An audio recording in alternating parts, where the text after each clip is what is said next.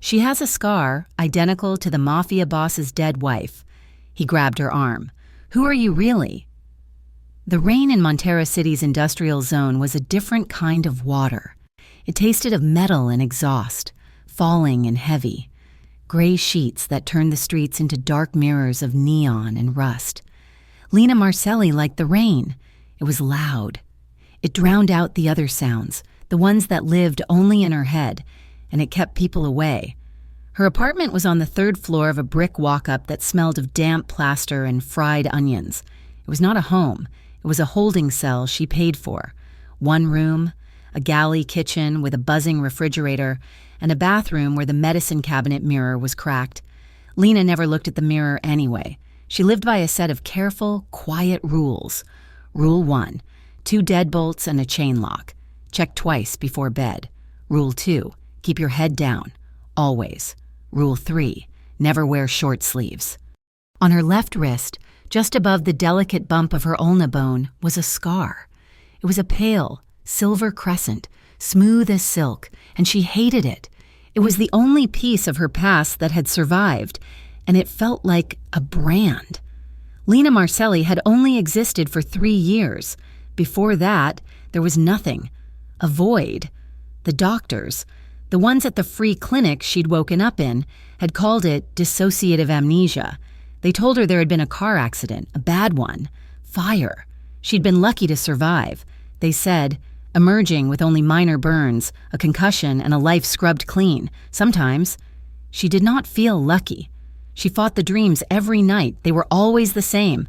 A kaleidoscope of terror, the smell of gasoline and something sickeningly sweet, like burnt roses, the sound of shouting, a man's voice, desperate, a flash of intense heat, screams, and the rhythmic, metallic pop of gunfire.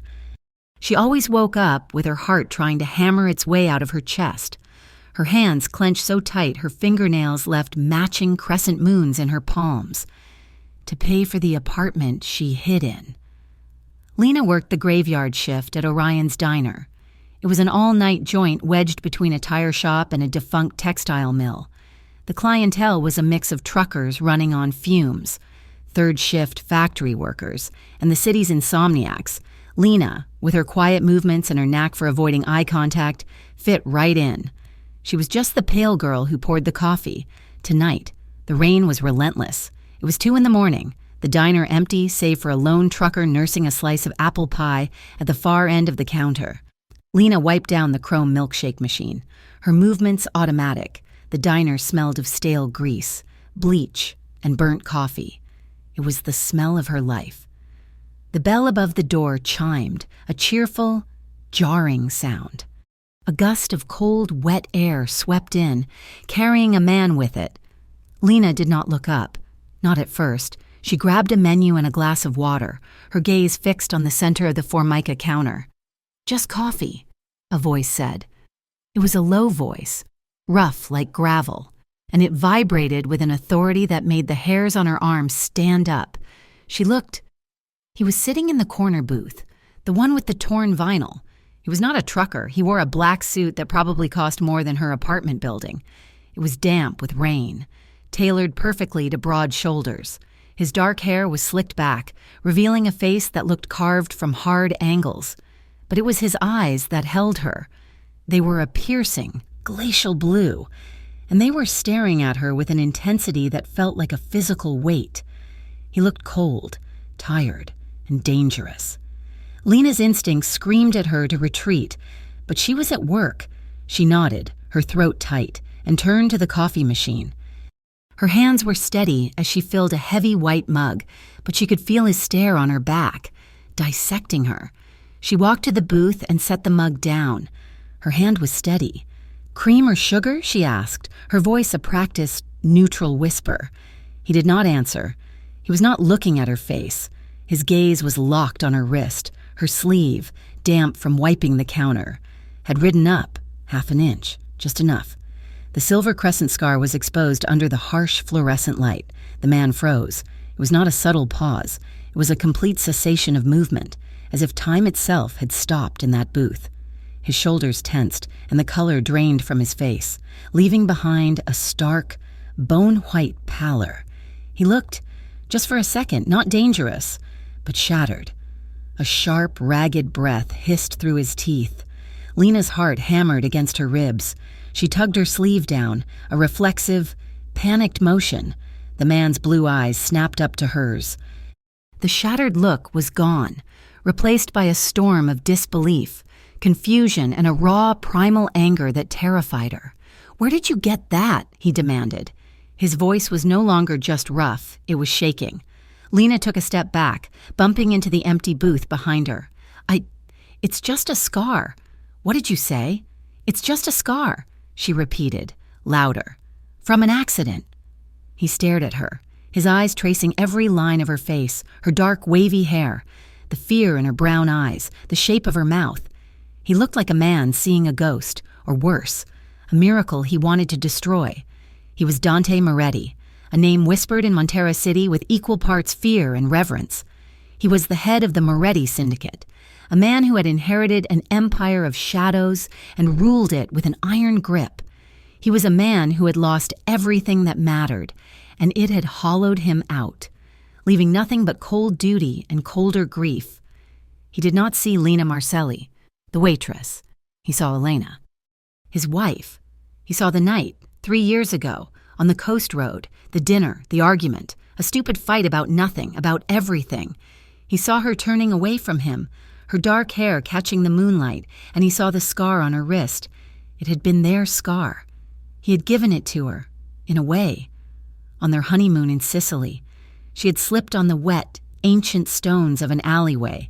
He had caught her, but her wrist had scraped against the rough stone wall, a tiny cut that he had kissed, tended to, and teased her about.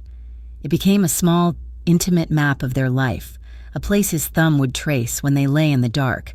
He saw the drive home from that dinner. He had been in the car ahead, with his men.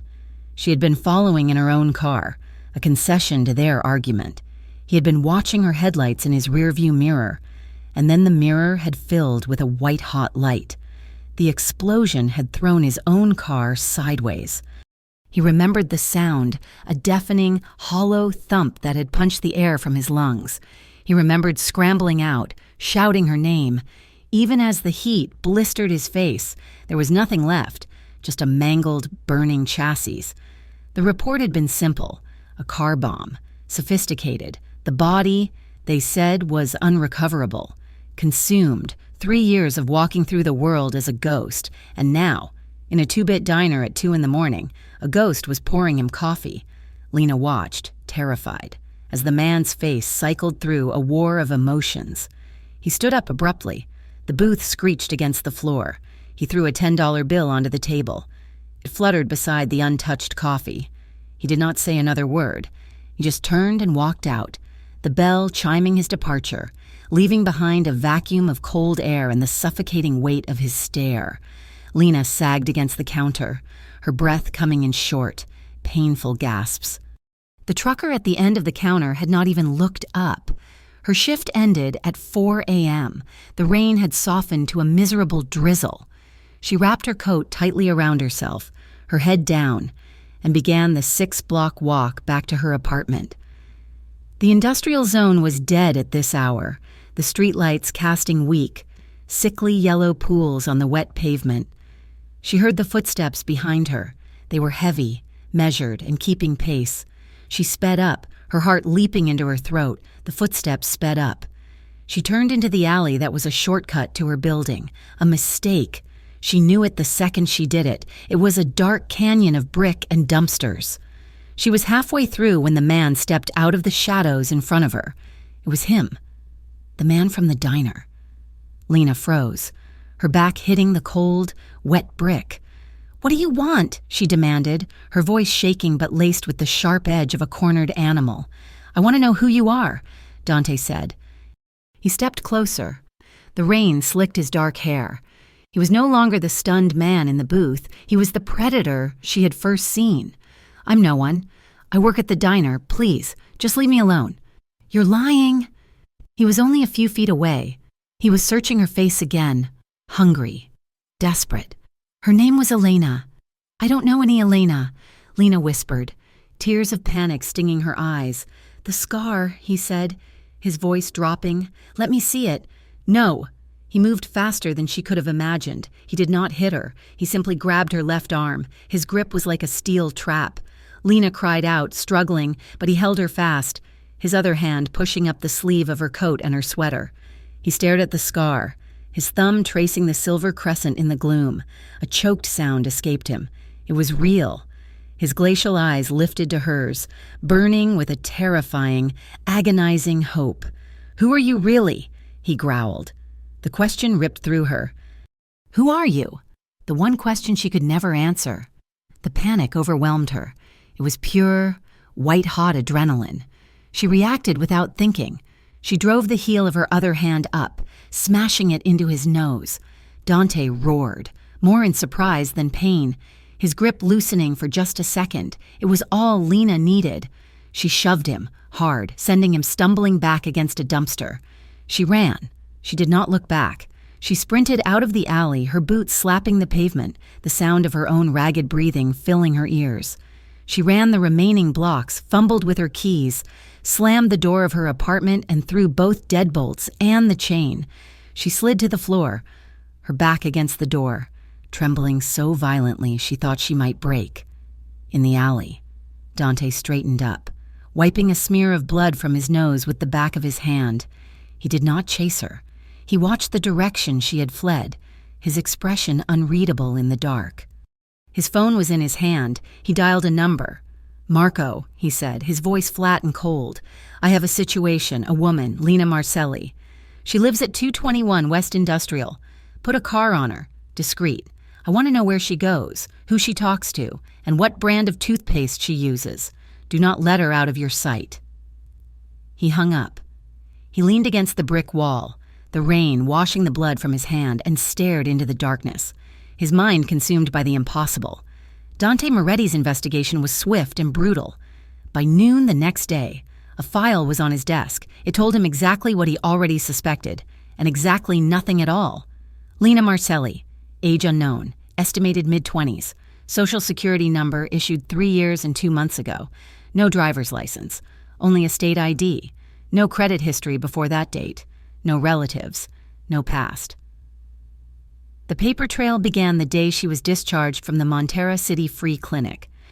"It's a ghost, his consigliere," Marco said, standing stiffly in Dante's penthouse office. "Ghosts don't bleed," Dante said, staring at a grainy photo his man had snapped of Lena walking to the bus stop that morning. He placed it next to a framed photo on his desk, a photo from his wedding, Elena laughing, her head thrown back. The facial structure was identical. The shape of the eyes, the mouth, it was impossible. It was her. "Find out who treated her at that clinic," Dante ordered. "I want a name." Lena did not sleep. She sat on her cheap sofa, wrapped in a blanket, until the sun came up. The encounter in the alley had torn a hole in her fragile peace. "Who are you really?" She called her therapist. "Doctor. Levan's office. I need to speak with him. It's Lena Marcelli." "Doctor." Levan came on the line, his voice as smooth and calming as ever. "Lena, how are you? You missed your appointment last week." Something happened," she stammered, twisting the phone cord. "A man.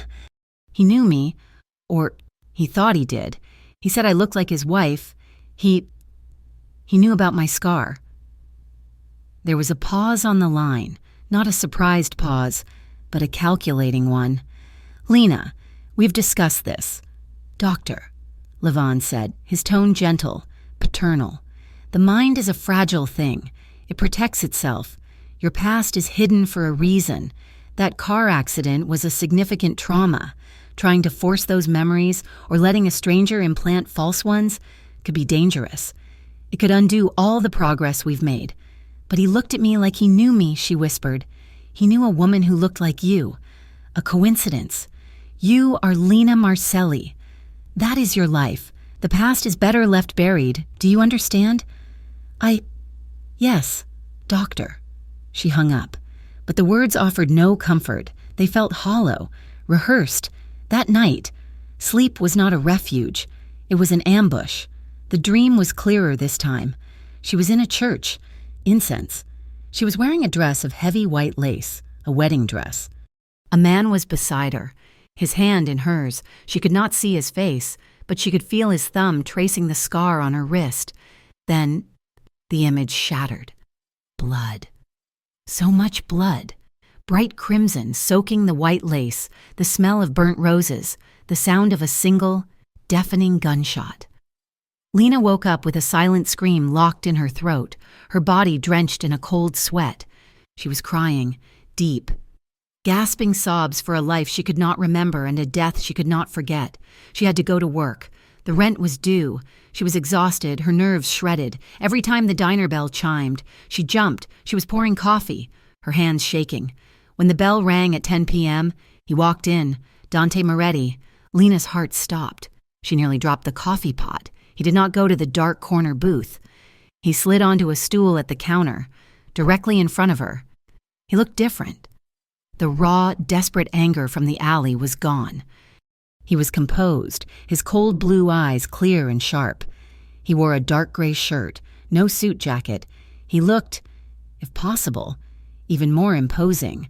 Lena forced her feet to move. She stood opposite him, the stainless steel counter a flimsy barrier between them. "What do you want?" she asked, her voice barely audible.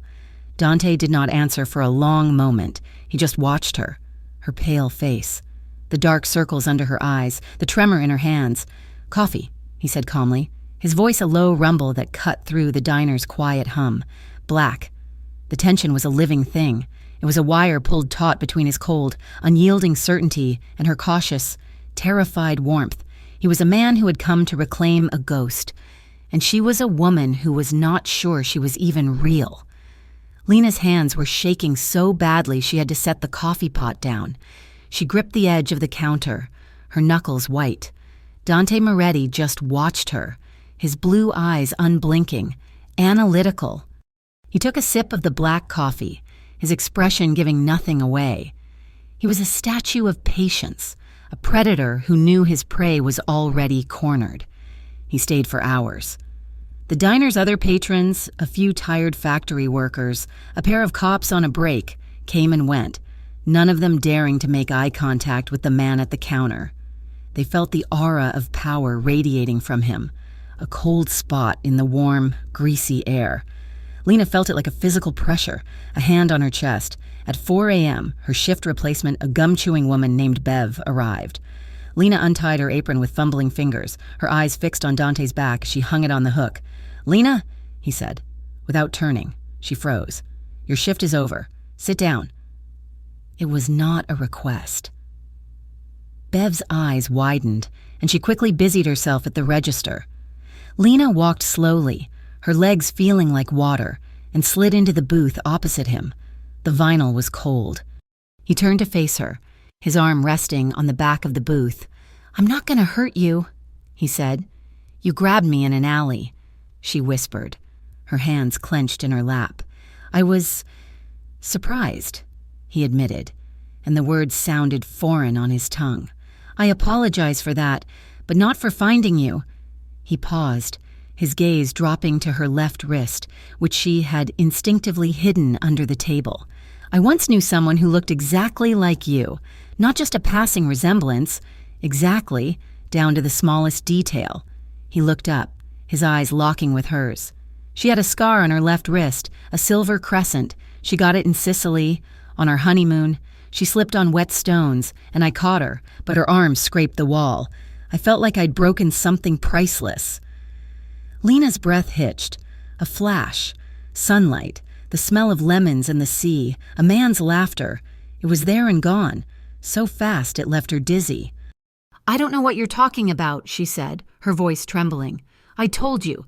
I was in an accident, a car crash, 3 years ago." "And you remember nothing before it?" he pressed, his voice soft, insistent. She shook her head, tears welling up. "It's gone. Everything, my name, my life. It's all just black. The doctor said it was trauma." "The doctors," he said, the words clipped, dismissive. He leaned in, and the space between them crackled. "Your name isn't Lena Marcelli. Your name is Elena Moretti. You are my wife."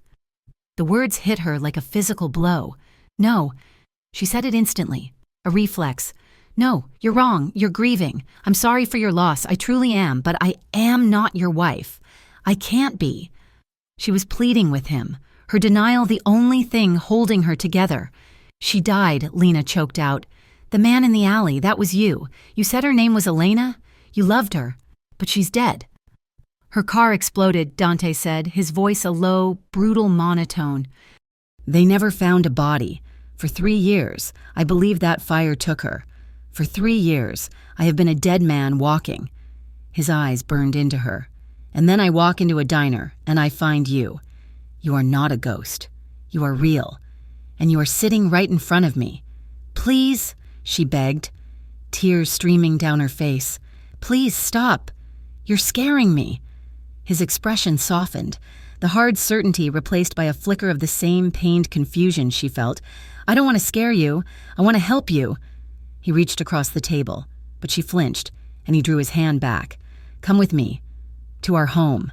I can show you things. The house. Your things? Maybe something will help you remember." This was it. This was the trap. The rich, powerful, grieving man wanted to turn her into a replacement for his dead wife. Doctor. Levon had warned her. "No," she said, her fear hardening into resolve. She slid out of the booth, grabbing her thin coat from the hook. "I'm not your wife. I'm not a project. I'm a person. Leave me alone." She fled the diner, the bell's chime sounding like an alarm. She ran into the pre-dawn chill, not looking back, praying he would not follow. He did not. She made it back to her apartment, her body shaking so hard she could barely fit the key in the lock. She slammed the door, threw the 2 deadbolts, and fastened the chain. She leaned against the wood, her heart hammering. He was insane, grieving and insane. He had built a fantasy around a coincidence, a scar. How many people had scars? But his words echoed. I felt like I'd broken something priceless. She shook her head, trying to clear it. She was Lena. She was safe here. He was just a man. A dangerous man. Yes, but he wouldn't come here. She was exhausted, but sleep was impossible. She paced her small room, the dream of the wedding dress, the blood, the gunshot. It felt less like a dream now and more like a warning. She was in the bathroom, splashing cold water on her face, trying to wash away the image of his blue eyes, when she heard it. It was not a loud noise. It was a soft snick from the main room, followed by the faint groan of wood. She froze. Her heart climbed into her throat. She was not alone. Someone was in her apartment. She looked around, her eyes wide with terror. There was no weapon, no escape. The bathroom had no window. She backed against the tiled wall, holding her breath, listening. Silence. A heavy, suffocating silence. Then a soft scrape, a footstep on her worn linoleum floor. She squeezed her eyes shut, her mind screaming. The man from the diner? Had he followed her? Had he picked her locks? Minutes stretched into an eternity. Then she heard the distinct sound of her apartment door clicking shut, not slamming, gently, deliberately closed. She waited, her body rigid, for a long, long time. Finally, her terror was overtaken by a desperate need to know. She crept out of the bathroom, her hands balled into fists. The apartment was empty, but the air was cold. The window over her small kitchen sink was open, the cheap lock on it broken, the wood splintered, rain misted the air, and on her small Formica kitchen table, there was something that did not belong. It was a photograph, 5 by 7, lying face up, beside it, a single, perfect white rose. Lena approached the table as if it were a bomb. Her eyes fell on the photograph. Her stomach dropped. It was a wedding photo. The man was Dante Moretti. He was younger, his face not yet carved into stone. He was smiling, a genuine, breathtaking smile. And he was looking at the woman beside him. The woman was her. It was undeniably her face. Her hair, longer, was swept up, a veil trailing behind her. She was wearing the lace dress from her dream. She was smiling back at him, her hand in his, and on her left wrist, clearly visible, was the silver crescent scar. Lena's legs gave out. She grabbed the back of a chair to steady herself. It was not possible. It was a trick. Then she saw the rose. It was beautiful. its petals just beginning to unfurl, but across the soft white, there were drops of liquid, dark, viscous, and crimson. It was blood, still wet, a warning. She stumbled back, a scream building in her throat. Before she could make a sound, a thunderous pounding rattled her apartment door. "Lena, open the door, now!" It was Dante's voice. Not calm, not composed. It was a raw, commanding roar. She was trapped. A killer had been in her apartment, and now this man was at her door. She ran to it, her mind spinning. "Lena, I know you're in there. He's gone, but you are not safe." His man. He had said he had a man watching her. She fumbled with the chain, her fingers slipping. She undid the deadbolts and wrenched the door open. Dante burst in, pushing her behind him as he scanned the room. His eyes were frantic. Behind him stood another man, older, in a dark suit, his face grim. Dante saw the open window, then his gaze snapped to the table. He saw the photo. He saw the blood-stained rose. The air left the room. The color drained from his face, leaving that same bone-white pallor she had seen in the diner. But this time, it was not grief. It was a volcanic, murderous rage. He looked at the rose, then at her, his expression a mask of fury and self-loathing. "My man saw him," Dante said, his voice dangerously quiet. "He went over the fire escape. He was masked. We lost him in the alleys." He took a step toward her. "He was here, inside, with you." Lena could not speak. She just pointed at the photo, her hand shaking. "I know," he said, his voice softer now, laced with a terrifying urgency. "I know, this is why you have to come with me. This is not a request. This is not a debate. They know you are here. They know you are alive." "Who?" she whispered. "Who are they?" "The people who tried to kill you 3 years ago," he said, his words hitting her with the force of a physical blow. "The people who took you from me. They left that rose to tell me they found you first." He grabbed her coat from the back of the chair. "You are not safe here. You will never be safe here. You are coming with me, now." She did not protest. The fight was gone, replaced by a cold, numbing dread. The man in her apartment, the photo, the blood. It was real. Her fragmented life was not just a tragedy, it was a lie. She let him wrap the coat around her shoulders. She left her apartment, her keys, her job, her entire 3-year existence, and walked out into the rain with the man who claimed she was his wife. The mansion was a fortress of dark stone and ivy perched on the cliffs overlooking the gray, churning ocean of Montera City. The drive had been a silent blur in the back of a black, armored sedan that smelled of leather and steel. Dante led her inside. The foyer was vast, with a marble floor and a sweeping staircase. It was not a cold museum. A fire roared in a massive fireplace. The air smelled of old wood, floor polish, and something faint and floral, lemon. As they passed a grand piano in a side alcove, Lena's fingers twitched. A melody, light and complex, danced at the edges of her mind. She could almost hear it. Dante watched her pause. "You used to play," he said, his voice quiet. "Every night." She pulled her hand back as if burned and hurried after him. He led her down a long hall, the walls lined with portraits of people she did not know. At the end, she stopped. French doors looked out onto a sprawling, dark garden, the silhouettes of rose bushes visible in the rain. "The roses," she whispered, her hand on the cold glass. She knew this place. She had dreamed of it. Dante came to stand behind her. She could feel the heat radiating from his body. "It was your garden," he said. "You spent hours out here." He guided her into a library. Books lined the walls from floor to ceiling. He walked to the desk and picked up a heavy silver frame. He held it out to her. It was the same photo from her apartment, the wedding, but this one was clear, bright. The joy on the woman's face was incandescent. It was her face. Lena took the frame.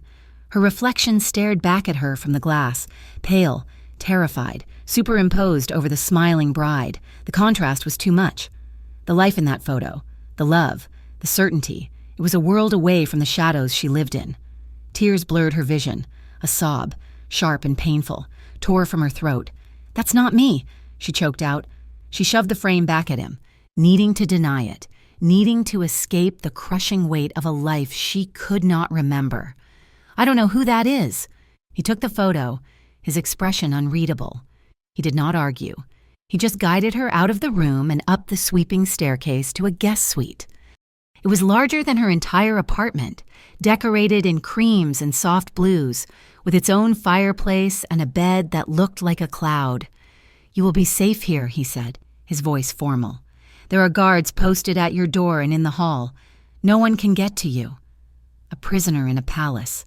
She was too tired, too frightened, to care. She collapsed onto the bed and fell into a deep, dreamless sleep for the first time in years. The next few days were a blur. Lena existed in the opulent, quiet mansion, a ghost in her own supposed life.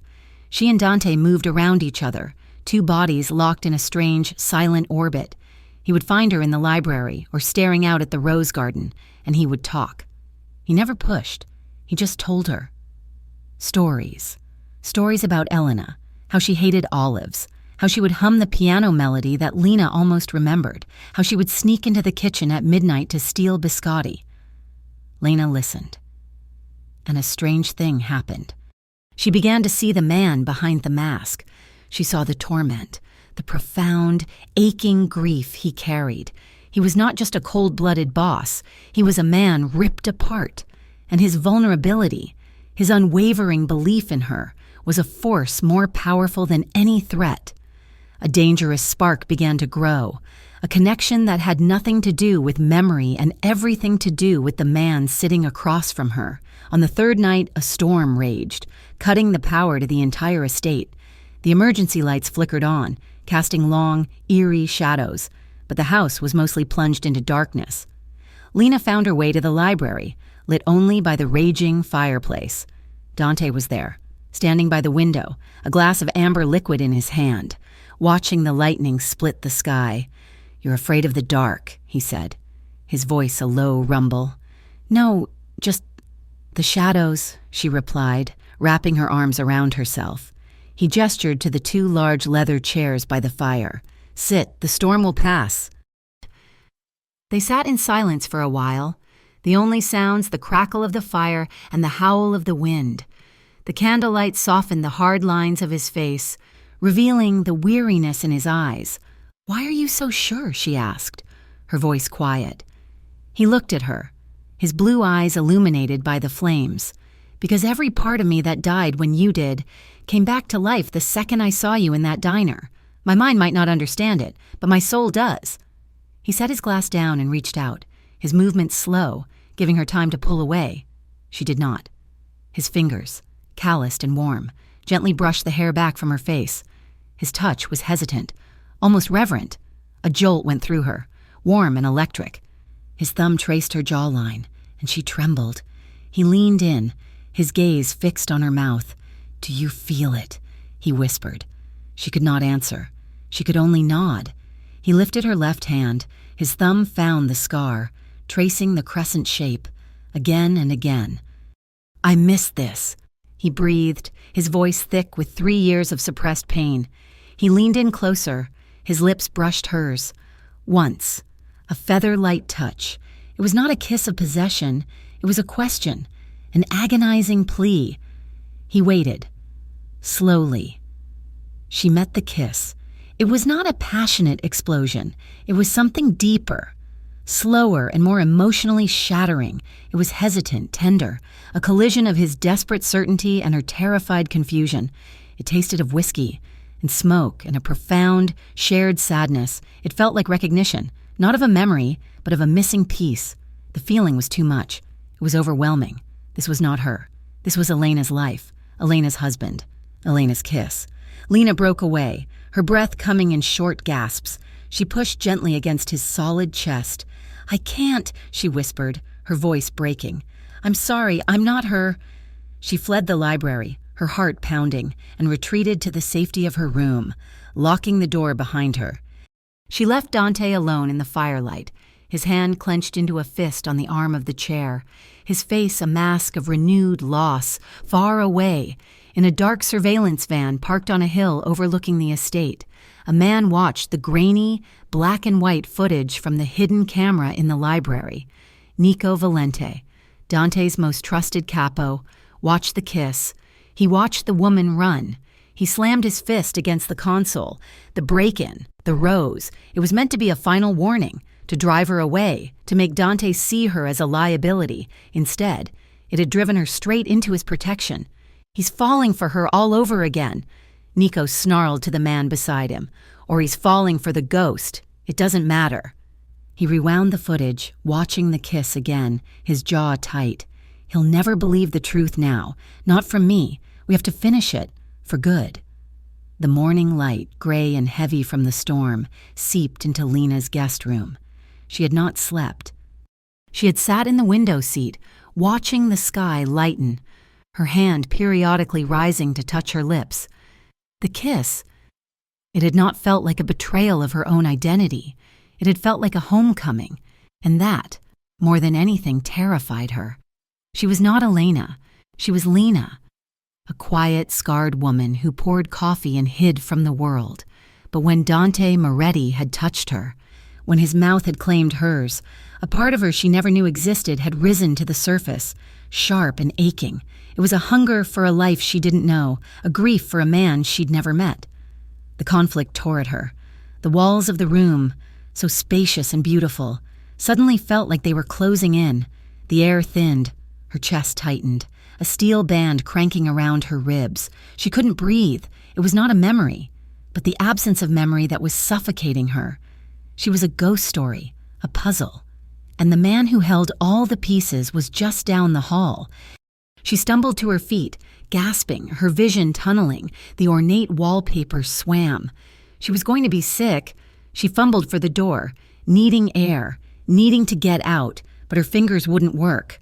She slid down the door, her back hitting the heavy wood, and dragged air into her lungs in short, desperate sobs. The door was suddenly wrenched open from the other side. Lena fell backward onto the hall carpet, looking up into Dante's face. He had been on his way to check on her. He was dressed, but his hair was still damp from a shower. He froze, taking in her state, her wild, terrified eyes, her tears, the way she was hyperventilating. He didn't coo. He didn't panic. He knelt in front of her, his presence a sudden, solid wall. "Breathe," he commanded. It was not a suggestion. His voice was rough, low. "I can't," she gasped, clutching her chest. "Yes, you can." He didn't touch her, not yet. "Look at me. Just look at me." His blue eyes were intense, focused, pulling her from the vortex.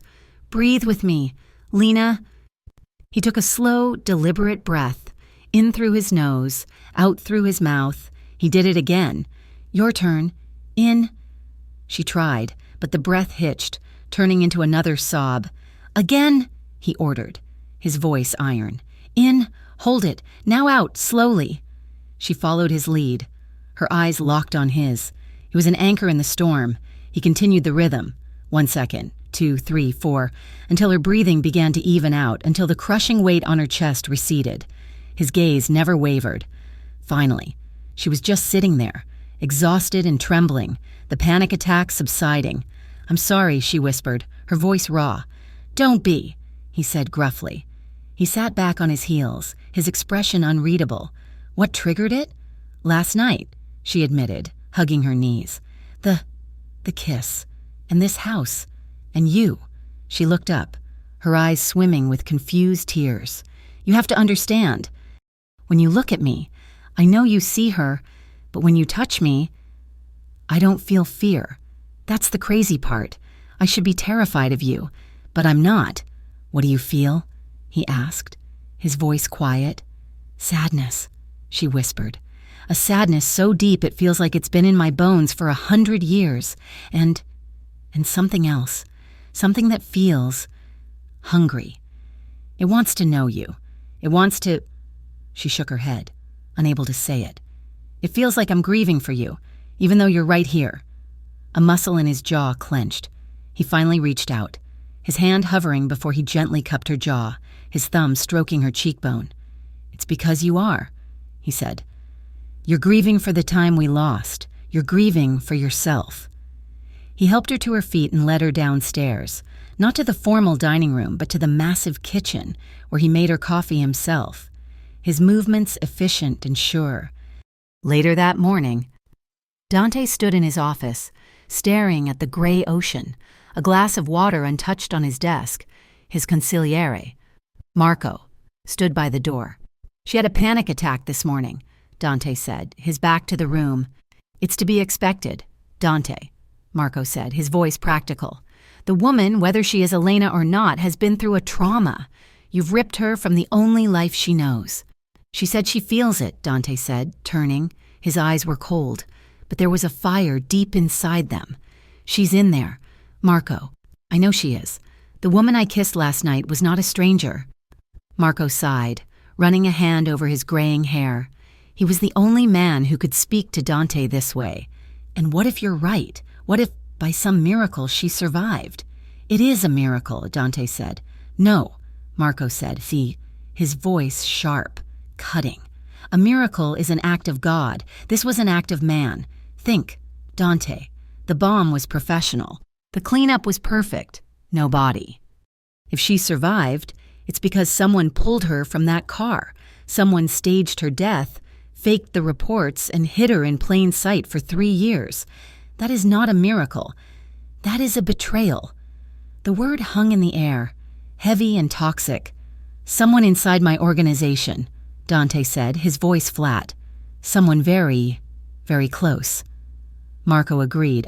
"Someone who knew your movements. Someone who knew Elena's route. Someone who wanted her gone, but maybe didn't have the stomach to kill her. Or someone who wanted to keep her as leverage."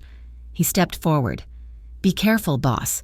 You're bringing her back into the fold. If the traitor is still here, they know they failed. They will not fail a second time." Lena couldn't sit still. The house was a labyrinth of half-formed memories. She wandered, her hand trailing along the polished wood, the cool marble. She was drawn to a room on the second floor, a sitting room that was decidedly more feminine than the rest of the mansion. It was filled with books, not on business, but on art and history. A small, dark wood writing desk sat by the window. On the desk, there was a carved wooden box, inlaid with mother of pearl. Her fingers traced the smooth, cool inlay before she opened it. Inside, on a bed of faded red velvet, sat a delicate ballerina. Lena wound the small key. A melody, tinkling and sweet, filled the quiet room. It was the tune from the piano, the one she almost knew. She sank to her knees. The music box was a key, and it had just unlocked a door. It wasn't a dream, it was a memory. The scent of incense and roses, the heavy, beautiful weight of the lace wedding dress, Dante's hand in hers, strong and warm, his thumb tracing her scar. The sound of the music box melody playing as they left the church, the image shattered, replaced. Heat, the smell of gasoline and burnt roses, the sound of metal groaning. She was in the car, on the coast road. But she wasn't alone. A man was in the passenger seat. Not Dante. A face she couldn't see clearly. He was leaning in, his hand on her shoulder. A harsh whisper. "Nico was right. He'll get us both killed. They'll kill us both. You have to run." Explosion, fire, a scream, her own. Lena collapsed, the music box falling from her hands, the melody winding down with a sad, metallic sigh. She was shaking, her mind reeling from the fragments. Nico, the name meant nothing and everything. They'll kill us both. Lena? Dante was there. He must have heard the crash. He saw her on the floor, her eyes wide with a new, different kind of terror. He saw the open music box. "It was mine," she whispered, pointing at it. "Yes," he said, his voice thick. He knelt in front of her, pulling her against his chest. She was trembling like a leaf. "I heard it. In the church." She cried into his shirt. "And in the car, there was a man. He warned me." Dante's arms tightened around her, his body going rigid. "What? What did he say?" He said, "They'll kill us both, and then fire." Dante closed his eyes, a mask of pure, cold fury settling on his features. The pieces were clicking into place. Marco was right. Betrayal. He pulled her back, holding her face between his hands. Her eyes were lost, terrified. He had to bring her back. "Listen to me, Elena," he said, his voice low and fierce. He used the name, a deliberate strike. "You are not lost. You are right here." He took her hand, the one with the scar, and pressed it flat against his chest, over his heart. The muscle beat, strong and steady, against her palm. "I don't know who I am." She wept. "I do," he said. "You are the woman who owns this. Even if you don't remember me, I never stopped remembering you. This heart never stopped beating for you. You are mine. You have always been mine."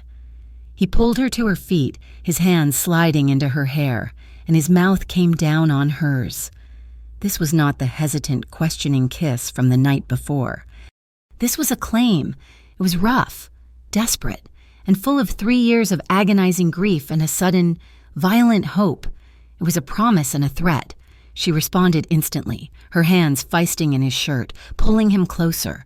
This was not Lena, the timid waitress. This was Elena. She kissed him back with a matching hunger, a desperation to feel something real, something solid. It was aching, tender, and deeply physical. His arms banded around her waist, lifting her against him, and she wrapped her legs around him, a pure, instinctive movement. He carried her to the chaise lounge by the window, never breaking the kiss. He laid her down, following, his body shielding hers from the world. "They tried to erase us," he whispered against her skin, his lips moving from her mouth to her jaw, to the soft, vulnerable skin of her throat. "They tried to tear you away from me." His hand went to her sweater, his fingers tracing the scar on her wrist through the fabric. With her other hand, she reached up, her fingers fumbling with the buttons of his shirt. He stilled, watching her. Her fingers found the skin of his chest. She felt it. A long, puckered scar on his left side, just above his heart, a mirror of her own pain. She traced it, her touch light, questioning. "A gift," he said, his voice rough, "from a rival family, 2 years ago. They missed." "We're matched," she whispered, her eyes locked on his. "We always were," he said. He kissed her again, slower this time, a deep, possessive kiss that spoke of ownership, of reclaiming what was his. It was a silent vow, a seal of their reunion. The world outside, the threats, the past, it all dissolved, leaving only the two of them, a man and a woman, scarred and broken, finding their way back to whole. That night, the storm had passed, leaving the world quiet and damp. Lena and Dante were in the library, a truce of sorts. She was on the sofa, a blanket tucked around her, a journal open on her lap. She was writing down the fragments, the name Nico, the scent of roses, the whispered warning. Dante was in the chair opposite, reading a file, but he wasn't reading.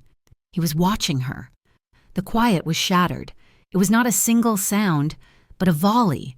The sharp, terrifying crack of high-velocity rifles, followed by the explosion of glass. The massive library windows imploded, raining tempered glass across the floor. Lena screamed. Dante moved in the space between one breath and the next. He launched himself from the chair, crossing the room, and tackled her. He coiled his body around her, shielding her with his own as they hit the thick Persian rug. "Don't move!" He roared over the sound of more shots ripping through the room, chewing up the books on the walls, shattering a priceless vase. He had a gun. Lena hadn't even seen where it came from. It was in his hand, black and lethal. He pushed her, hard, toward the solid oak desk. "Get behind it! Crawl!" She scrambled on her hands and knees, glass cutting into her palms. Another volley of shots. Dante stayed low, returning fire, not wildly, but with 3 controlled, precise shots toward the muzzle flashes in the garden. The gunfire from outside stopped, replaced by shouting. Lena was hyperventilating, the panic threatening to pull her under again, the sound of the gunfire in the dream and the gunfire now merging into one, deafening reality. Dante scrambled behind the desk with her. He shoved her head down, covering her ears. "It's okay. You're safe," he said. His voice a low growl. He was scanning the room, his jaw set, his eyes lethal. She cried out, a terrified animal sound. He pulled her into his arms, crushing her against his chest, shielding her completely. "No one will ever hurt you again, Maso," he promised. His voice, a raw, the brutal vow whispered into her hair. "I swear it on my father's grave. I will burn the world down before I let them touch you." The sounds of a battle, his men engaging the attackers, echoed from the grounds. Then, silence. Marco burst in, gun raised, his face grim. "They're gone. 2 men, down by the garden wall. The rest fled in a black SUV. A black SUV. Lena's blood ran cold. Dante's face was white with rage. He looked at Marco. "Nico," he said. It was not a question. "He was supposed to be supervising the ports tonight," Marco said. "Put a tail on him," Dante ordered, his voice deadly calm. "Every man he meets, every call he makes, I want to know what he eats for breakfast. I want him watched 24 hours a day. He just signed his own death warrant." Dante's gaze fell on Lina, who was still shaking, her knuckles white as she gripped his arm. He gently, so gently, loosened her grip and pulled her to her feet. The next few days were a blur of heightened security. Armed guards patrolled the halls. Lina did not leave Dante's side. The attack, terrifying as it was, had broken the final wall between them. She was no longer his guest, she was his. The fight for her memory had become a fight for her life. She wrote in her journal constantly, filling pages with the fractured pieces, trying to build a bridge back to herself. They found a fragile peace in the eye of the storm. One afternoon, she was in the garden, the rose garden, for the first time, flanked by 2 guards. Dante came out. He dismissed the men with a wave of his hand. He walked over to her. She was touching a white rose, the same kind as the one left in her apartment. He didn't speak. He simply knelt before her, on the stone path. He took her hand, the one with the scar, turned it over and pressed his lips to her palm. A kiss of fealty, a king bowing to his queen. "You are the only piece of my life that ever felt real," he said, his voice rough, his eyes looking up at her. "Everything else, the business, the money, it's just noise. You were the only part that mattered." That night, she couldn't sleep. The bond was real, the passion was real, but the questions remained. She was Elena, but she was not. She needed to understand the man who claimed her. She found herself in his office. He was asleep in his chair, exhausted from the past few days, a gun on the desk beside his hand. She walked in, intending to wake him, to tell him to go to bed. Her eyes landed on his desk drawer. It was slightly ajar. Inside, she saw a file, but beneath it, she saw the charred, curled edge of a photograph. Her hand trembled as she reached for it. It was not a wedding photo. It was a surveillance photo, grainy, taken at night. The edges were burned, as if it had been pulled from a fire. It showed a black SUV, its side door open. A man was dragging a woman into it. The woman was limp, her head lolling. It was her. She recognized the dress she had been wearing in the memory flash. Lena's blood turned to ice. He had this. He had this photo. It wasn't from the explosion. It was from before the explosion. He knew she had been taken. The photograph slipped from her fingers, fluttering to the carpet with a soft, damning sound. Dante's eyes snapped open. He was awake instantly, the exhaustion vanishing, replaced by the sharp, lethal focus of a man who slept on the edge of a blade. He saw her. He saw her expression, a mask of pale, cold fury, and he saw the charred photograph at her feet. He didn't speak. He simply rose from the chair, his silence a confession, his face hardening as he prepared for the impact. "What is this?" Lena's voice was not a whisper.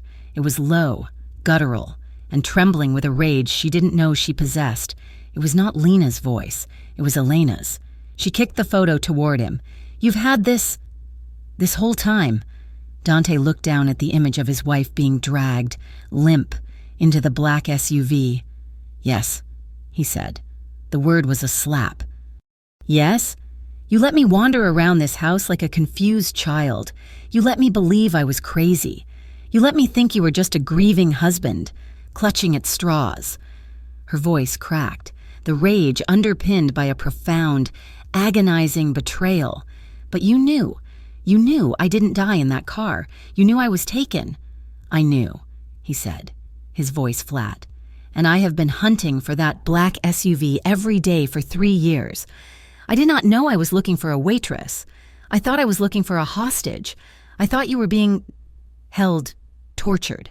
And when you found me, she shot back, advancing on him. Why the lies? Why the performance? Why the sad stories about your dead wife? It was not a performance, he roared, the first crack in his iron control. He stepped toward her, his own anger rising to meet hers. I found you pouring coffee. You had no memory. You were terrified of me. What was I supposed to do? Drag you from the diner and tell you that the man who wanted you dead was probably one of my own? That you were safer as a ghost? I was protecting you. Protecting me? She laughed, a sharp, bitter sound. Or possessing me? Am I your wife, Dante? Or am I your prisoner? Am I a person, or am I just this thing you lost that you want back? The words hit him harder than a bullet. He recoiled, his expression crumbling. I can't be here, she said, her chest tight, the same suffocating panic from before returning.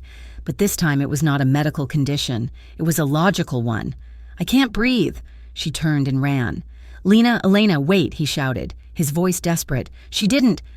She fled the office, shoving past the 2 stunned guards at the door. They moved to stop her, but Dante was right behind her. Let her go. Don't touch her. She ran down the grand staircase, her mind a white-hot blank. She just needed to be out from under his roof, his lies, his protection. She had survived for 3 years on her own. She had been poor, haunted, and half alive. But she had been herself. This new life was a beautiful, suffocating cage built on a foundation of secrets. She burst through the massive front doors into the cold, damp night. The air was sharp, and it cleared her head just enough to give her a single, desperate purpose: the gate. She ran down the long, paved driveway, stones cutting into her bare feet. She had no coat, no shoes, no plan. She heard Dante shouting her name from the porch, but she didn't look back. The gates were 200 yards away, black iron spears against the night sky. She was halfway there when the world was filled with the blinding glare of headlights. A black SUV, identical to the one in the photograph, screeched to a halt, cutting off her path. 2 men, clad in black, wearing ski masks, burst from the side doors. Lena screamed, skidding to a stop on the wet pavement. She turned to run back toward the house, but they were too fast. One grabbed her by the waist, a brutal, vice-like grip that lifted her off her feet. The other clamped a gloved hand over her mouth. Stifling her scream, she fought. This was not the timid waitress. This was the woman who had survived. She bit down, hard, drawing blood. The man cursed, his hand recoiling, and she screamed, a single, piercing cry for help. She kicked her legs, smashing her heel into the other man's shin. "Get her in the van!" one of them shouted, his voice muffled. He was trying to get his hand back over her mouth when a sound, sharp and final, cracked through the night. A gunshot. The man holding her waist grunted, his grip suddenly slackening. He looked down at his chest, a dark, spreading stain. He collapsed, pulling her down with him. The second man froze, his eyes wide. He fumbled for the gun at his own waist, but he was too slow. Dante was there. He stood 20 yards away, his legs planted, his arm outstretched. He was not a grieving husband. He was the king of Montera City, a killer defending his territory. 2 more shots. They were not loud. They were precise. Controlled pops from a silenced weapon. The second man was thrown backward against the side of the van, his weapon clattering to the pavement. He slid to the ground, leaving a dark smear on the black paint. Silence. The only sounds were Lena's ragged, desperate gasps and the crunch of Dante's shoes on the driveway as he advanced. He did not look at the dead men. His eyes, lethal and burning with a terrifying fire, were locked on her. He holstered his weapon and strode the last few feet. He did not coo or ask if she was all right. He reached down, grabbed her arm, and hauled her to her feet, pulling her into an embrace so tight it bruised her ribs. He crushed her against his chest, his hand buried in her hair, holding her head against his shoulder as his entire body trembled with adrenaline and a rage so profound it was shaking the foundations of the world. He held her for a long, silent minute, his heart hammering against hers. "You are worth everything," he whispered, his voice a raw, broken growl against her ear. "Do you hear me? Everything." He did not take her back to the mansion. He led her to one of the black sedans in the garage and drove, himself, to a safe house. It was a sterile, modern apartment in the city's financial district, a place of glass and steel that held no memories. Marco was there, his face grim, the place already secured. Lena sat on a leather sofa, a thick blanket wrapped around her. Though she was not cold, she was numb. The adrenaline had faded, leaving behind the chilling image of Dante's lethal precision. He had killed 2 men. For her. She looked at him. He was standing by the floor-to-ceiling windows, looking out at the city lights, a glass of water in his hand. "Tell me the truth," she said. Her voice was steady. "Not the story, not the lies, the truth." Dante turned. He looked at her, at the woman he had almost lost for the second time. He nodded. "I received an anonymous call," he began, his voice a low monotone. "Intel from a source I had used before. He said the Calabresi family was planning to hit me, to break my power. He said they were going to do it by taking you." He set the glass down. "We had argued that night. You drove your own car. I was supposed to meet you at home. I was late. By the time I got the call, I was already on my way to the coast road." He paused, the memory still raw. "Before I even got to the site, I received a text. It was that photo, the one you found, a taunt. We have her. Minutes later, I saw the fire, your car. It was an inferno. They took you, and then they blew up the car to make me think you were dead, to stop me from looking. And you believed it. For a while," he said. "I tore the Calabresi family apart. I burned their businesses, broke their power, put 2 of their capos in the ground. But I never found you. I spent 3 years hunting for that black SUV, for the men who took you. I thought you were a hostage. I thought, God, the things I imagined." His voice broke. "Just for a second, Mencius. Then I found you, in the diner, and you had no memory. The story didn't make sense. Why take you, erase your memory, and just leave you?" Lena's mind was working, the fog clearing, the fragments from her dreams and memories beginning to lock into place. "The man in the car," she said, her voice quiet. "The one who warned me. I remember his voice. I remember what I was doing before the car. I was in your office, at the mansion. I was looking for a document, and I overheard a call." Dante's eyes narrowed. "What call?" "It was Nico," she whispered, the name tasting like poison. "He was talking to someone. He was angry. He was talking about shipments, about you.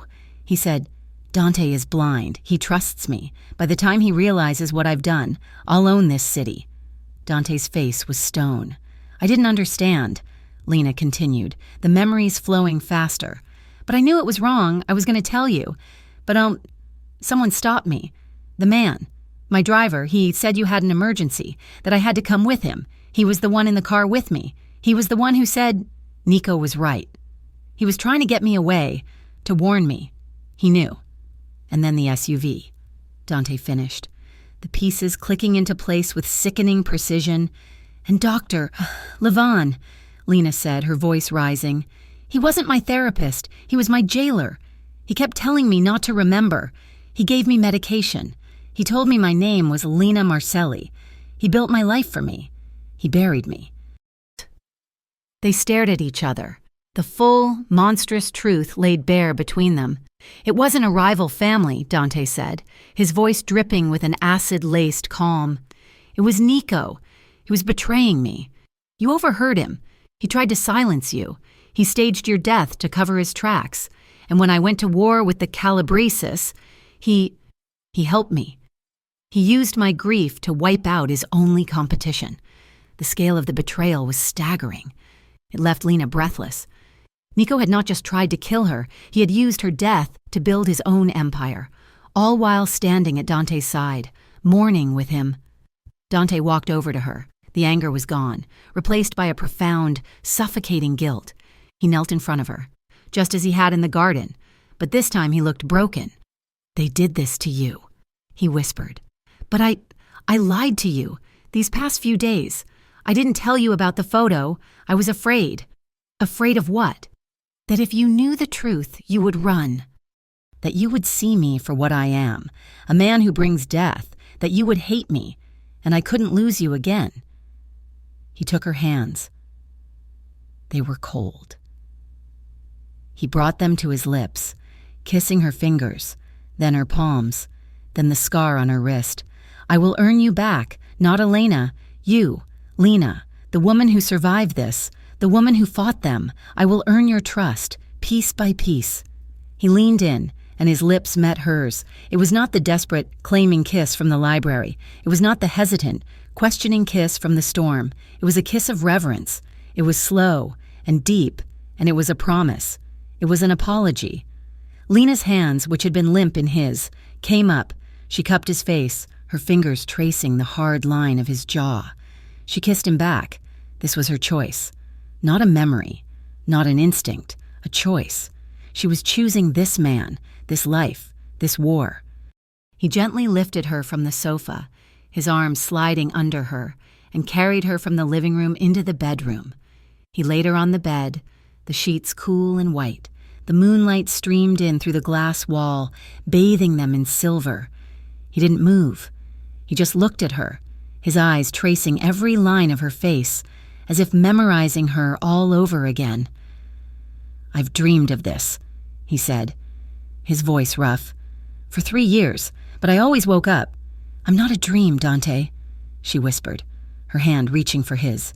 He unbuttoned his shirt, his eyes never leaving hers. He was covered in scars, not just the one on his chest, but a map of a violent life. She was not afraid. She sat up and let the blanket fall, her own body, with its one silver scar exposed to him. He came to her, his movement slow, deliberate. His fingers, calloused and trembling, traced the scar on her wrist. "They tried to take this from me," he whispered. He kissed it. Then his lips moved to her palm, her arm, her shoulder, her throat. It was not a frantic passion, it was an act of worship, of healing. He was memorizing her with his mouth, reclaiming every part of her they had tried to erase. Her hands explored him, tracing the hard muscles of his chest, her fingers finding the puckered scar over his heart. He flinched, but she leaned forward and pressed her lips to it, a mirror of his own action, a healing. "We're matched," she whispered again. "You are my home, Elena," he breathed, using her name, and for the first time, it sounded right. It was a collision of past and present, a quiet, profound healing that stitched their two broken worlds together. They came together not in a fiery explosion, but in a slow, deep tide of recognition. It was a mending, skin on skin, warmth on warmth, a silent promise that the loneliness was over.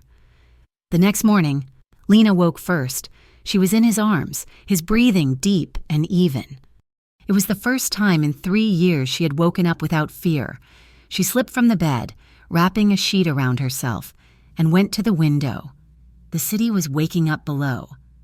A sharp, urgent knock came at the apartment door. Dante was awake and out of bed, a gun in his hand. Before the second knock, he moved to the door, motioning for her to get back in the bedroom. "It's me, boss," Marco's voice called from the other side. Dante opened the door. Marco stepped in, his face pale and urgent. "The tail on Nico," Marco said, speaking low and fast.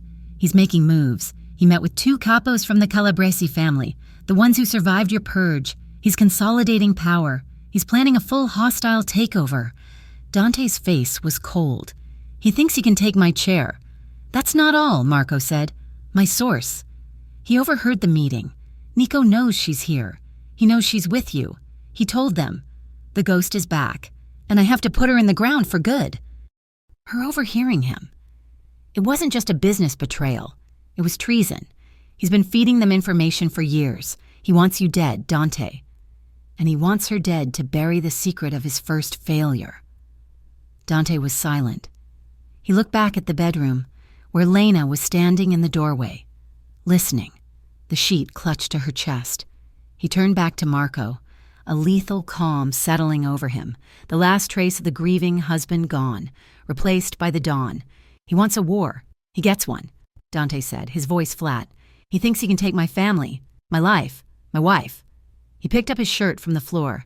I am going to tear the syndicate apart, piece by piece, starting with him, and I will enjoy every second of it. The safe house was a pressure cooker. The air, tasting of filtered, conditioned stillness, was thick with unvented rage and the metallic scent of a brewing war. Dante was not the man Lena had kissed. He was not the grieving husband or the tender recluse. He was the dawn. His eyes were the color of glacial ice, and his voice was a low, flat instrument of command. He thinks he has me on the defensive, Dante said, standing over a map of the city spread across a glass dining table. He thinks I'm scrambling to protect her. He's right, but we're going to use it. Marco, his face grim, pointed to a location in the hills north of the city. The old Rossi vineyard. It's remote. One road in, one road out. Easy to defend. And easy to ambush, Dante countered. He looked at his consigliere. Leak it. Use Sal. We've known he's been on Nico's payroll for 6 months. Tell him I'm moving Elena to the Rossi safe house tomorrow at noon. Make it look like a panicked, sloppy move. Nico will see the trap, Marco warned. I want him to see it, Dante said, his voice a chilling monotone. I want him to see a flawed, desperate plan. I want him to get cocky. He'll split his forces. He'll send a team to the vineyard to take her, and he'll use the opportunity to make his real move on me, thinking I'm distracted, but I'll be waiting for him. Lena watched from the doorway, a blanket clutched around her. She was the bait, a ghost to be moved around a chessboard. She hated it. The night they had shared, the healing, the intimacy, felt a world away, eclipsed by the cold. Hard business of his world. While they planned, she felt the walls of the safe house closing in. She was not a piece in their game. She was the one who had been erased, and the man who had done it was still out there. I have to go back, she said, her voice cutting through their strategic planning. Both men turned. Dante's expression was hard, unyielding. You are not leaving this apartment. I am not your prisoner. Dante, she said, her voice shaking but firm. She dropped the blanket. She was dressed. I am the one person who can end this. My memory is the weapon he's afraid of. You're trying to trap him, but I'm trying to remember. I have to go back to the clinic. Absolutely not. It wasn't a clinic, she pressed, walking toward him. The address on that file. It wasn't a hospital. It was a private residence. It was Dr. Levon's office, the place where he reprogrammed me. It's the one place Nico wouldn't think to look. Because he thinks Levon is his man, I have to go. She's right, Marco said quietly. Dante shot him a look of pure fury. Boss, she's right. If Levon kept records, if there's anything there, it could be the proof we need to turn the other capos against Nico. Right now, it's your word against his. Dante stared at her, a war raging behind his eyes. He saw her determination, the steel in her spine. This was not the frightened girl from the diner. This was Elena, the woman who had never been afraid to stand beside him. He gave a sharp, frustrated nod. Fine. 2 cars. 6 men. You do not go inside without them. You do not touch anything. Am I clear? Clear, she said.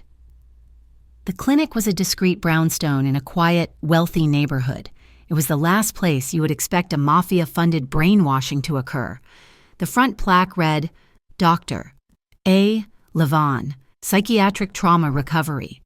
The 6 men, including Marco, cleared the building first. It was empty. The air was stale, smelling of lemon polish and old paper. It was exactly as Lena remembered from her flashes. The leather couch, the heavy curtains, the faint, rhythmic ticking of a grandfather clock in the hall. He's gone, Marco said, walking out of the back office. Cleared out, files, computer, everything. No, Lena whispered. She walked past him, into the office. Her eyes scanned the room. She had been here. She had sat in the chair opposite the desk while Levon's smooth, calm voice told her she was no one. He wouldn't destroy it, she said, more to herself. He was a scientist, a sadist. He would want to keep his experiment. His proof. Her eyes landed on the bookshelf. It was filled with thick, leather-bound psychiatric journals. She ran her fingers along the spines. One of them, a dark green volume, didn't feel right. It was hollow. She pulled it. It was a false book, a box. Inside, there was a single file and a small digital audio recorder. She opened the file. It was thick. It was her. But the name at the top was not blacked out. Elena Moretti. It detailed 3 months of treatment, a cocktail of experimental barbiturates, benzodiazepines, and a hypnotic agent. It was a recipe for erasing a mind. We have it. She breathed. She turned, holding the file, and saw Marco's face. He was pale, his phone pressed to his ear. "Boss," Marco said into the phone, his voice tight. "Lavon's gone. She found the file?" "Yes. Wait, I have another call. It's one of my men. A priority alert?" He switched lines. Lena watched his face go from pale to ashen. "What?" Dante's voice barked from the phone in Marco's hand. Marco switched back. "Nico didn't take the bait. The vineyard was a bust. He knew. He was 1 step ahead." "Marco, what is it?" Dante demanded. "It's my family," Marco said, his voice breaking. "He has them, my wife, my kids. He says he'll trade them for Dante." A new trap, a better one. Not for the ghost, for the king. "No," Lena whispered, the file dropping from her hand. "He wants a trade," Marco relayed, his voice hollow with terror. "At the old Montera shipyard, warehouse 7, midnight. Dante for my family. If he sees anyone else, he'll—" The line was silent, but they all heard the unspoken threat. Back in the safe house, the air was unbreathable. Dante was on the phone, his voice a low, lethal snarl, trying to find Marco's family, to get a location. It was useless. Nico had hidden them well. Midnight, that was in 2 hours. "You're not going," Lena said, standing in front of him. He hung up the phone. He looked at her. The cold, calculating dawn was gone, and the tormented man was back. "Marco has been with me for 20 years, he said. "He stood with my father. His children call me uncle. And he would be the first to tell you not to go," she pleaded, tears welling. "It's a trap, Dante. You know it. He won't honor the trade. He will kill you. And he will kill Marco. And then he will come for me. You will be handing him everything. If I do nothing, a woman and 2 children are dead. If you go, we are all dead," she screamed. She grabbed the front of his shirt, her fists clenching. You can't leave me. I just found you. I just remembered. I won't let you go." He pulled her into his arms, his grip so tight it was painful. He buried his face in her hair, and she felt his body shake, just once, with the weight of the impossible choice. "I lost you once," he whispered, his voice raw, broken. "I spent 3 years walking through hell. I will burn the world down before I lose you again." He pushed her back, his hands on her shoulders. His eyes were clear, his decision made, which is why this ends. Tonight, he will not hunt you anymore. He will not threaten our family anymore. I am going to end this, or he is going to end me. Either way, you will be free. "I don't want to be free," she wept. "I want you." "And you will have me," he said. He gave her a hard, desperate kiss. It was not tender. It was a kiss of gunpowder and blood and a final, desperate promise. "Lock this door. Do not open it for anyone but me.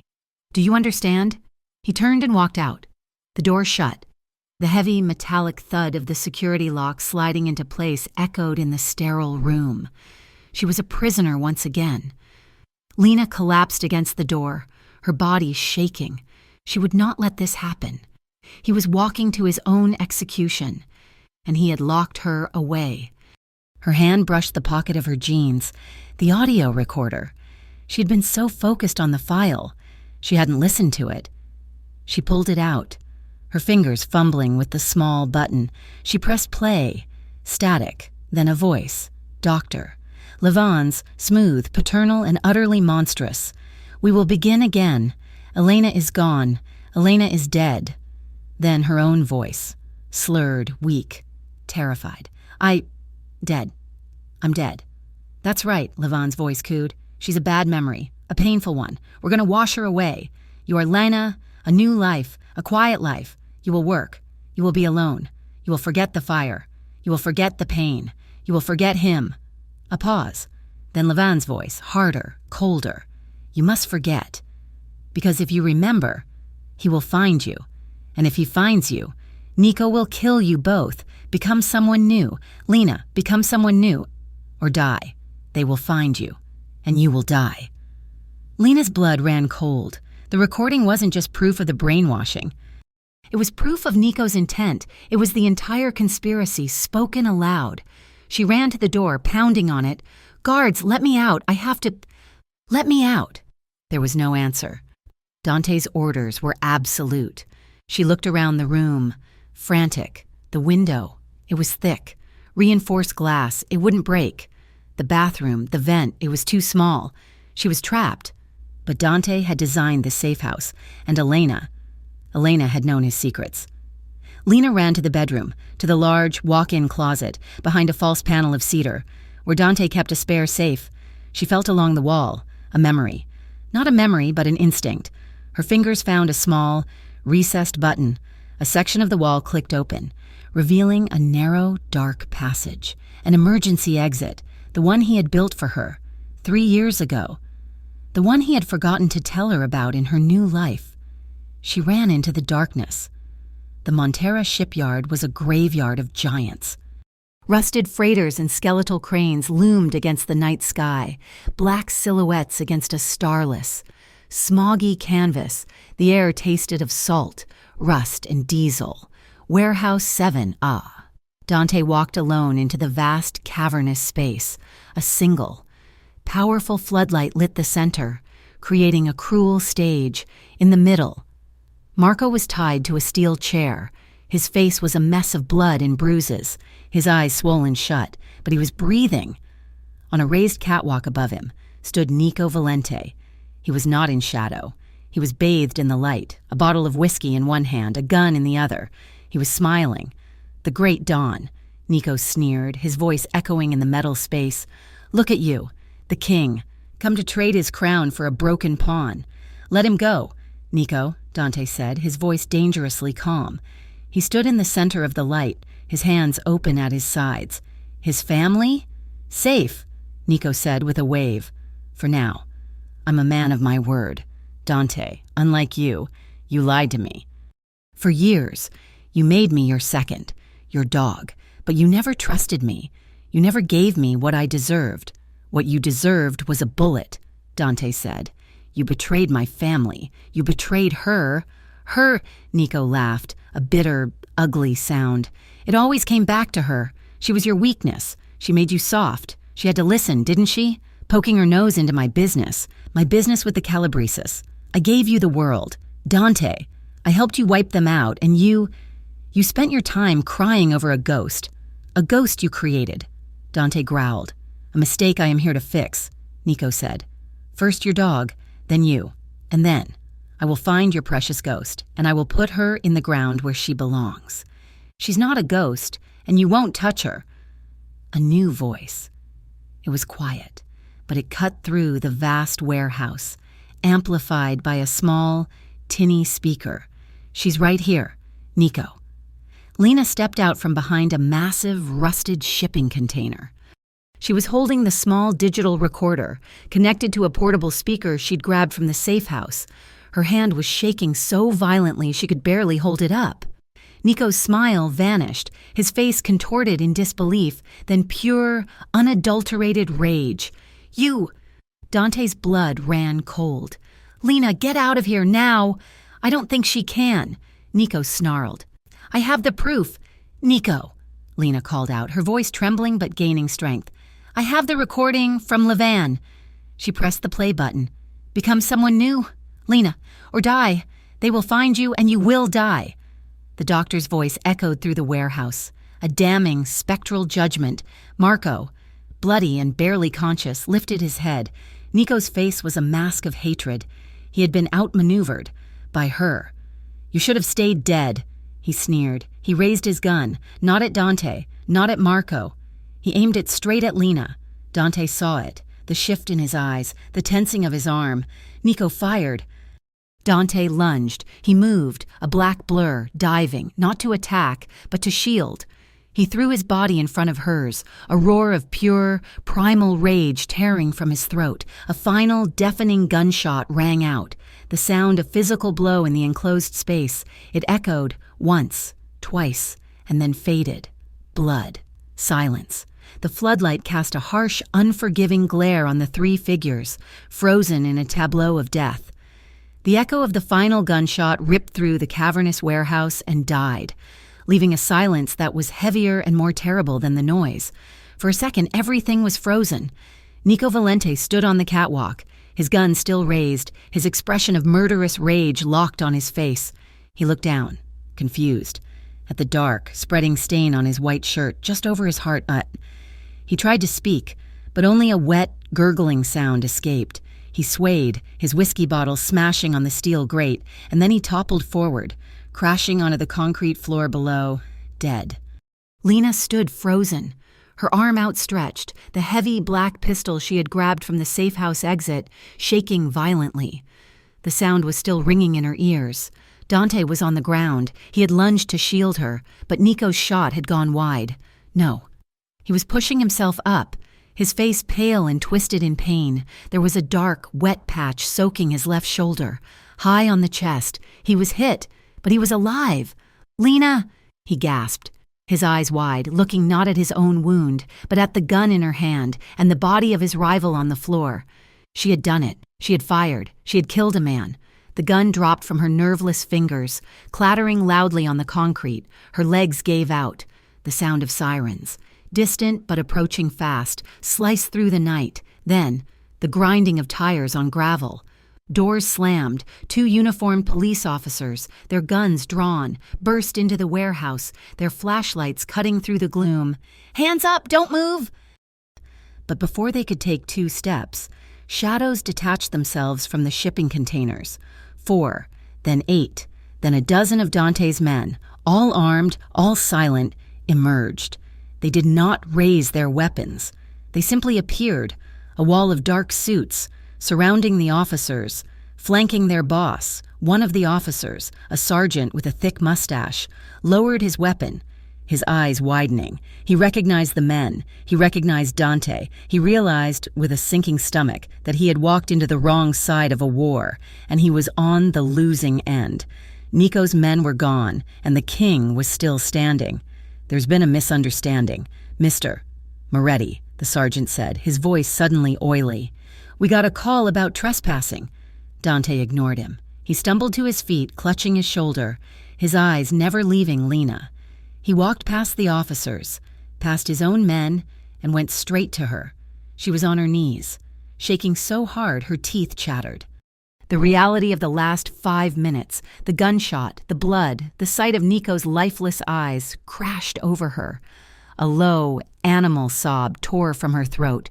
It was not a cry of fear, but of profound, agonizing shock. She was a killer. Dante knelt in front of her, his own pain forgotten. He reached out with his good arm and pulled her head against his uninjured shoulder. He wrapped his arm around her, crushing her to him as she broke down, her sobs echoing in the vast, terrible space. His men stood guard, a silent, lethal circle, keeping the world at bay. He held her, stroking her hair, his chin resting on her head. He let her cry, absorbing the shock and the trauma into himself. "Shh," he whispered, his voice a low, rough rumble against her ear. "It's over. It's over." He pulled her back, forcing her to look at him. His face was pale, his lips blue with pain, but his eyes were blazing with a fierce, unwavering light. "You did it.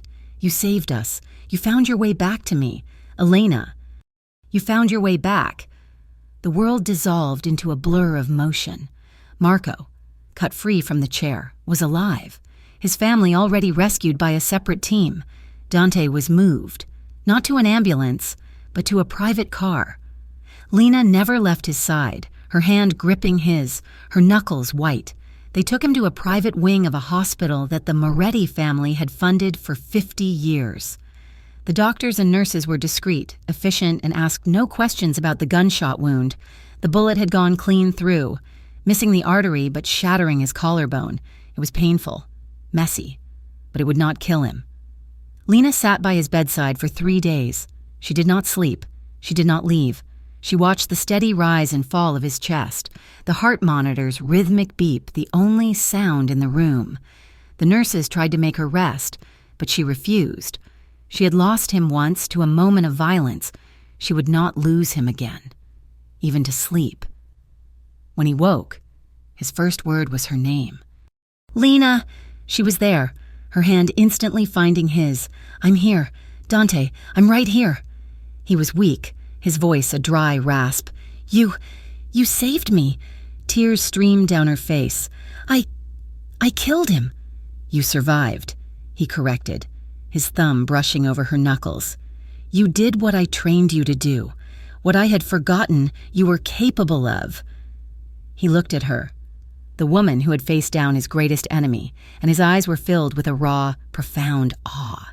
Their love, rekindled in the shadow of death, deepened in the sterile quiet of that room. It was not a grand passion now. It was something stronger, forged in shared trauma and absolute loyalty. It was in the quiet moments. It was Lena, her touch gentle, helping him sit up, her hand steady as she held a glass of water to his lips. It was him, weak as he was, pulling her hand to his mouth and kissing the scar on her wrist. A silent thank you. She would read to him from the art books she'd found in her old sitting room. He would listen, not to the words, but to the sound of her voice, the melody he had thought was gone from his life forever. At night, she would finally drift off in the armchair, and he would watch her, a dark, silent guardian, even in his own wounded state. He saw both women in her now, the soft, loving Elena he had married, and the hard, resilient Lena who had survived the fire. 2 weeks later, he was back at the mansion. His arm was in a heavy sling, but his strength was returning. The house was quieter. It was cleaner. Dante had spent his recovery on the phone. The syndicate was undergoing a purge. Nico's betrayal had run deep. 2 capos were gone. 12 soldiers vanished. The corrupt police sergeant from the warehouse was arrested on unrelated charges. The business that Nico had started, the trafficking, the deep, dark operations she had overheard, Dante cut them out. He severed ties with the Calabresis, not with bullets, but with a cold finality that cut off their supply lines. He was restructuring, turning the syndicate from an organization of aggression into a fortress of protection. He was in his office, signing papers with his left hand. When Lena walked in, she was wearing a simple white dress, not lace, but cotton. "Marco is here," she said. Dante nodded. He walked out onto the grand terrace, the one overlooking the rose garden. Marco was there, his face healed. Beside him stood his wife and his 2 small children, who ran immediately to Dante. "Uncle Dante!" Dante knelt, wincing, and hugged them with his good arm. He looked up at Marco. "Thank you for bringing them." "Thank you, boss, for my life. Go. Take a vacation, a real one," Dante ordered. "You've earned it." When they were gone, Dante turned to Lena. The sun was setting, casting the garden in a warm, golden light. He reached into his pocket. "I was going to do this a week ago, but I wanted to be standing," he said. He held out his hand. On his palm sat a simple, elegant diamond ring, her wedding ring. He had kept it in his safe for 3 years. I know this is not the life you would have chosen," he said, his voice rough. "Not the one you had, and not the one you built. But it's the one we have, and I cannot live it without you." He looked her in the eye. "You are my wife.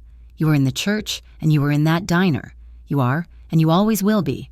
But I'm asking you, this time, to choose it. Choose me."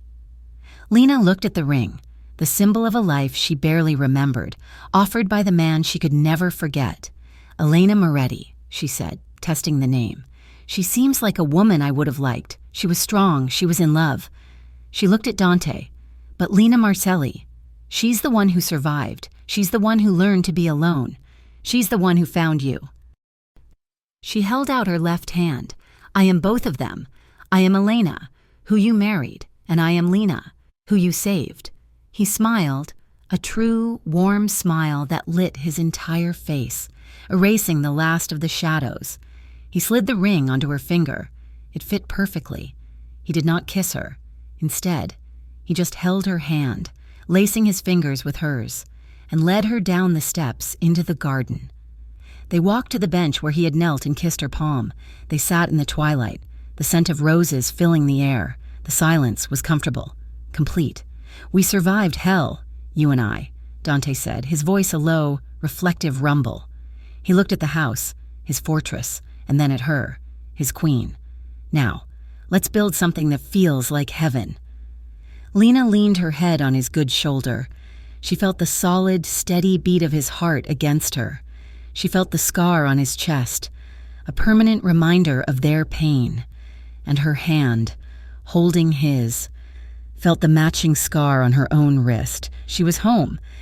Not in the mansion, not in the city, but here, with him. She was no longer a ghost, and he was no longer a hollow man. They were two halves of a whole, scarred and imperfect, but finally, together. "I'm home," she whispered. Dante tightened his arm around her, holding her as the first stars began to appear in the darkening sky. Thank you so much for listening to this story. I truly hope you enjoyed the journey of Lena and Dante. We would love to know where you are listening from, so please drop a comment and say hello. Your thoughts and feedback mean the world to us. If you love stories like this, please consider subscribing to our channel, Mafia Romance Stories. For many more to come, thank you for being a part of our community.